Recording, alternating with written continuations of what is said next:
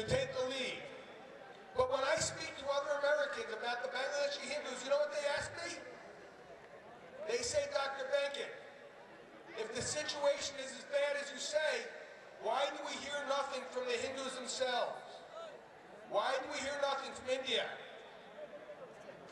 And that's a pretty strong argument.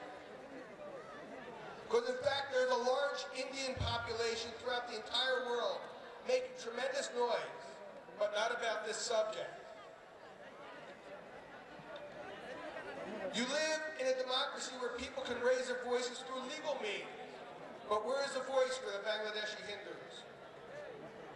We must make sure people know that we will not stand for the murder of the Bangladeshi Hindus, and that if we're not listened to, we'll come back tomorrow, and next week, and next year, and so on, and so on, and so on, until our cries are too loud to be ignored.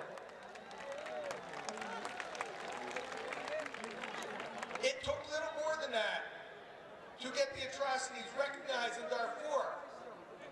And unlike those African populations, Indians can boast people in prominent positions. Do you know 2 governors of states in the United States are of Indian descent? It was 2 Hindus who invented the Benkin process. And Darfur became an issue because of a celebrity named George Clooney.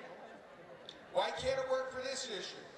If we refuse to be silent, perhaps we'll rouse people like Brad Pitt and Angelina Jolie, who are taking their Hindu vows in India. Perhaps Hindu Julia Roberts will help us, but only if we speak out. And listen, we're talking about Bangladesh. This is not a great country. We're not talking about Iran or China. If we can't handle Bangladesh, how are we going to handle those other countries and those other issues? There's no internal dynamic among Bangladeshi leaders to stop the attack on its Hindu citizens. Only an outside force must convince them. Those who thought we should take the new government and give them time have found that giving them time only creates more victims. And if we give them time, we will create more victims. But Bangladeshi government is very vulnerable. Take my own situation in the United States. Do you know? In 2008, the United States imported $3.75 billion from Bangladesh. And Bangladesh had money, had a surplus with the United States that equaled 30% of their budget. Imagine what we could do with the Bangladeshis on this subject if we could increase or lower that figure. When I first encountered Bangladeshi officials in Washington, they wanted a free trade agreement with the United States. That hasn't happened because of a lot of hard work by a lot of people. And we've done it all on the basis of human rights. I can tell you, as a businessman, that no business in the United States will want to do business with a country like Bangladesh if it's known that they participate in ethnic cleansing. So what do we do? First, we must make sure that the United States passes no legislation favoring Bangladesh, and I'm watching this every day. We have to make sure people in Washington become aware of the fact, which I'm also doing. But, and this is very important, people here must make a noise so loud, must be outraged, must be angry so loud and so often that people in Washington cannot ignore you.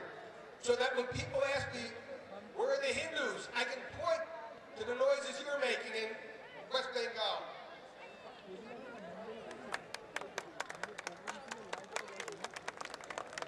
Bangladesh is very heavily invested in considering itself a moderate Muslim country.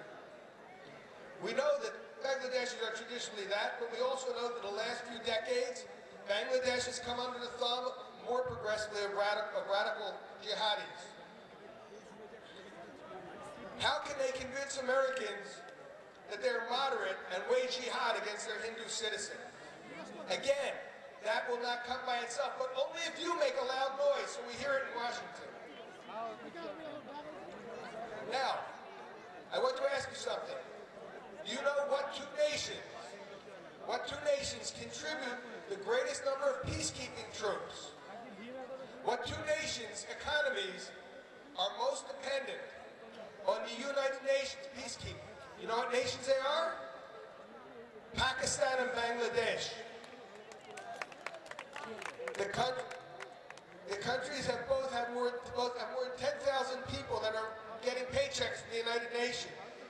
India, for instance, only has 8,800. The United States only 86. In fact, the threat of losing these receipts is the real reason behind the coup in Bangladesh in 2007. There's no reason why we cannot challenge the United Nations on their support of ethnic cleansing of Hindus. There's no reason we can't mount an effort for our nation's leaders to have the United Nations decertify this ethnic cleansing. These are just a few examples of what we can do. Bangladeshi exports to Australia, where my friend and colleague lives, jumped 176% between 2007 and 2008. Australia is another area. Bangladeshi imports in India are expected to reach $1 billion this year. Why can't India do something with that? Also, there's a new human rights organization.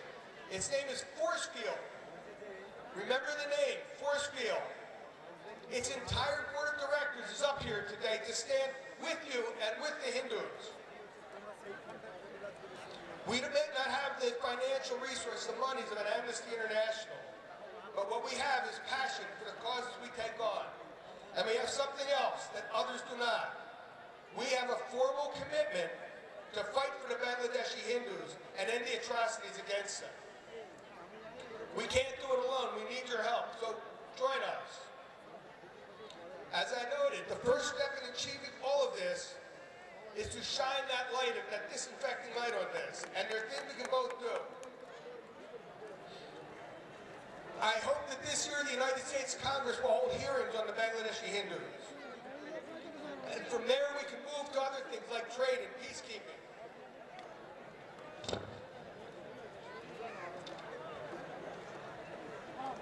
You can mount a similar effort here. But I propose today to our host, to Hindu Samhati, that we join forces, that we develop a task force together, Hindu Samhati and Forcefield, Tapan, Ghosh, and Richard Benkin, dedicated to one thing, to saving the Hindus of Bangladesh.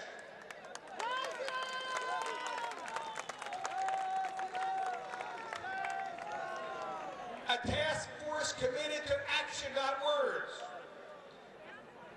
to events, not efforts, to results, not efforts, and to organizing every one of you into a great movement to save the Hindus of Bangladesh. It's way past time that the world hears some collective and loud Indian Hindu outrage at what's being done to our brothers and sisters in Bangladesh. You live in the world's largest democracy where you enjoy the freedoms to express yourself. I think sometimes people are stopped by their fear, and we need to push that aside. And I know the task seems daunting, but I can answer that if you would forgive this vegetarian one thing. I ask you, do you know how to eat an elephant? One bite at a time. Let's start today, working together for those small victories that will lead to bigger victories. We can do it, you can do it. Now I want to thank Tapan, Ghosh, and Hindu Samhati for the honor of being here with my brothers and sisters. I also want to thank two people with me, Miriam Jones and Amitabh Tripathi. Miriam Jones has come here all the way from Sydney, Australia. They, along with me, are the board of directors of Forcefield. Do not let anyone tell you that you are too small or that you are too alone to make a difference. That's not true. And we're living proof of that. Do not let anyone tell you that the only way to get people's attention is with a lot of money or influence. That too is a lie, and we're living proof of that. No, you do not need money and influence.